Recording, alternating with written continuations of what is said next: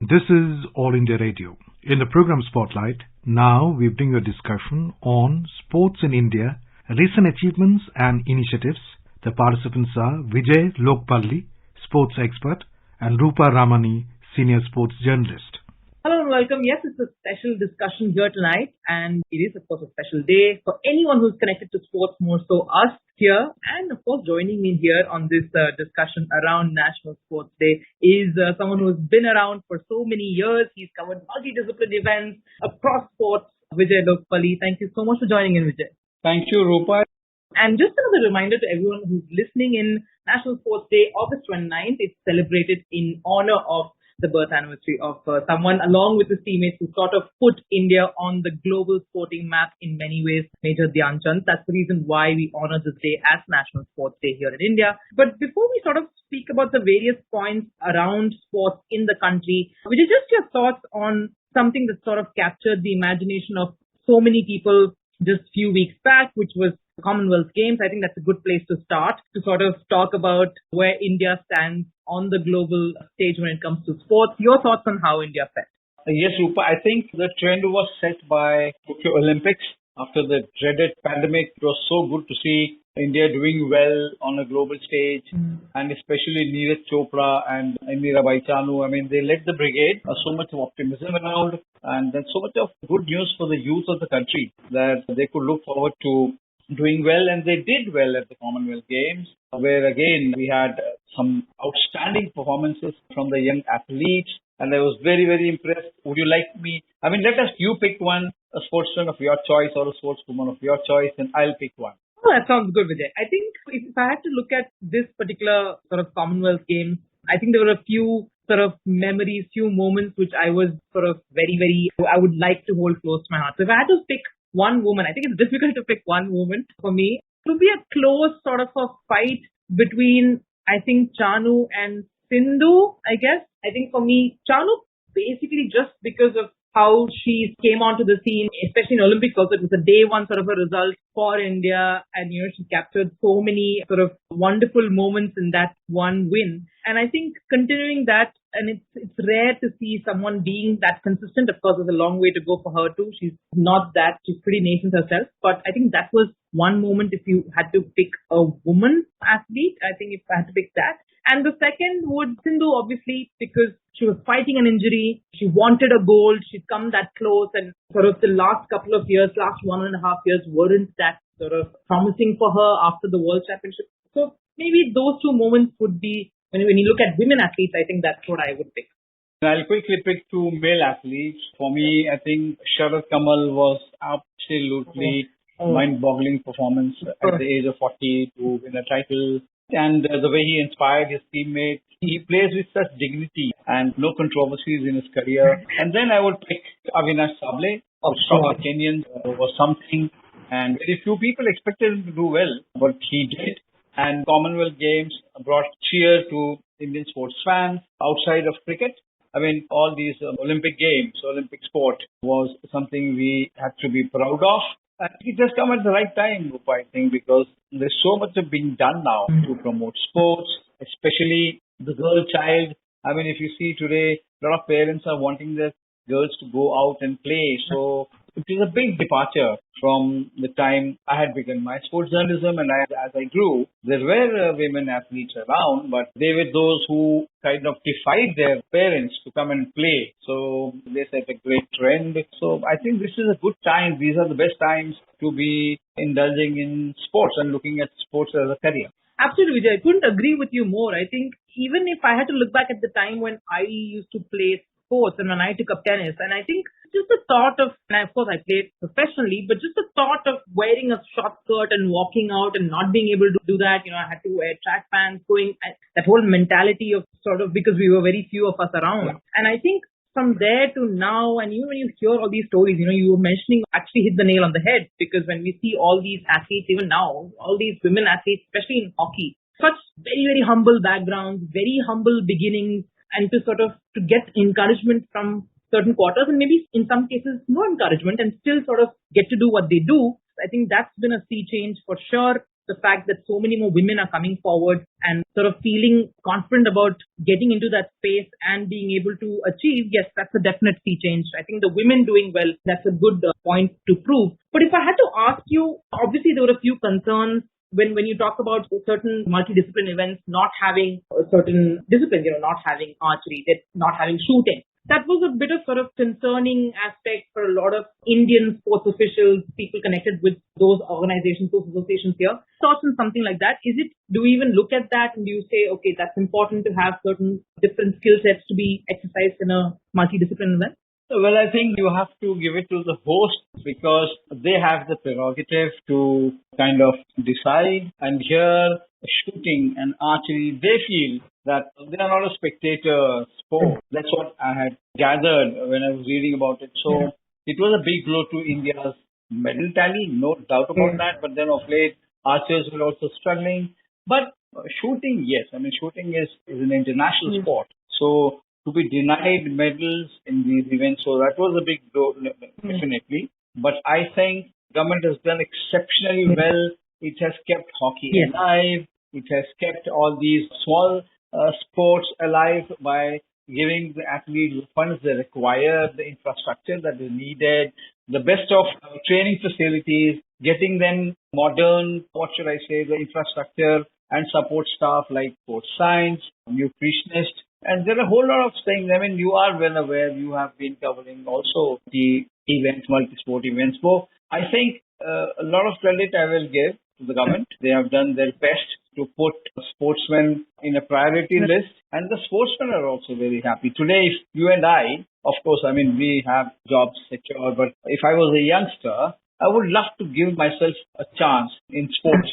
I mean, sports career today, I think, is Rupa most lucrative when if you look at the returns and if you look at the fame, name you earn from the I couldn't agree with you more, Vijay. I mean, I think when so many people, in fact say that, just the fact that you have something that the government introduced like Halo India to target all these schools and kids and promising athletes, sort of recognizing some promising athletes who could come up from that level, which we wouldn't even have, which we never thought about so many years ago, giving that a chance, giving that a stage, what they do in the grassroots level, and not just government, a lot of other agencies sort of working with the government to sort of encourage grassroots level sports, Halo India sort of bringing up those athletes, all these different associations sort of working alongside to recognize talents in different states. And like you said, I think that is undeniable. I have to give credit where it's due. And the fact that we always used to earlier, those days, look at certain countries as a sporting country. I think consciously the government has sort of taken that upon themselves that we need to be viewed as a sporting nation.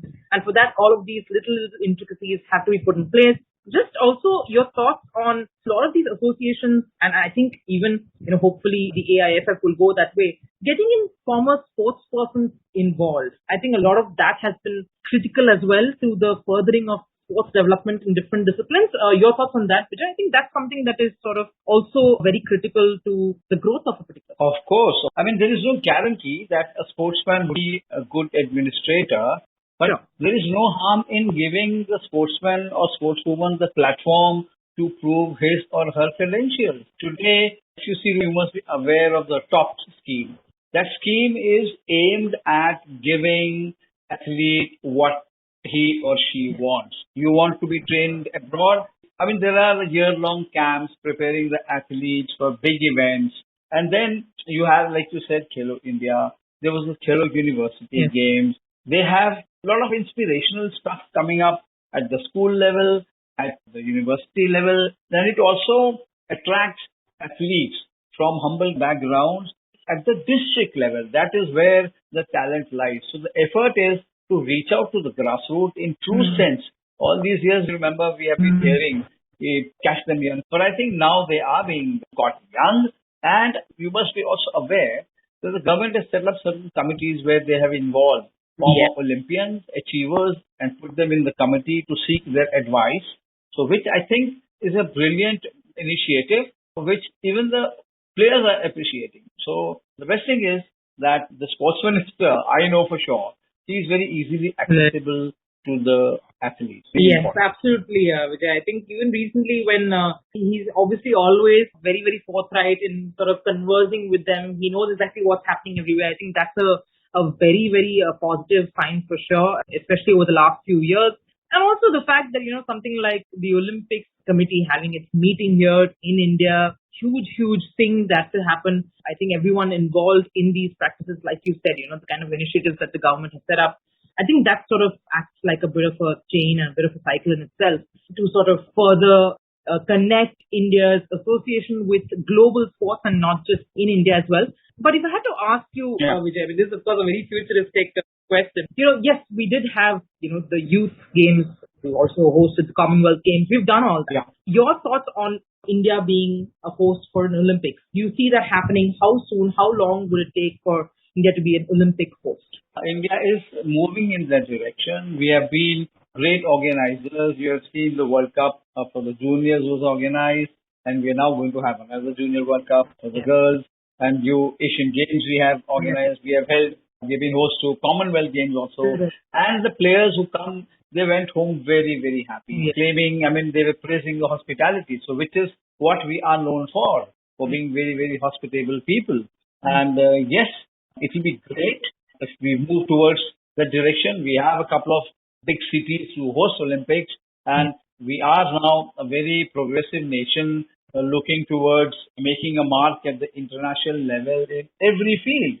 So sports is primarily, they say in India, it is a state subject, yes, but the central government also is doing its bit by funding. So these funds mean a lot to these sportsmen. And also at some point, I'm sure the administrators also must be planning and dreaming of hosting an Olympics. It is as good as going to an Olympic and winning a gold, because you will be host to thousands of top athletes. The elite sportsmen and sportswomen will come to India to participate. It will mean a lot to the country. Like I said, we are known for our hospitality. And an Olympic is, of course, it's a humongous task.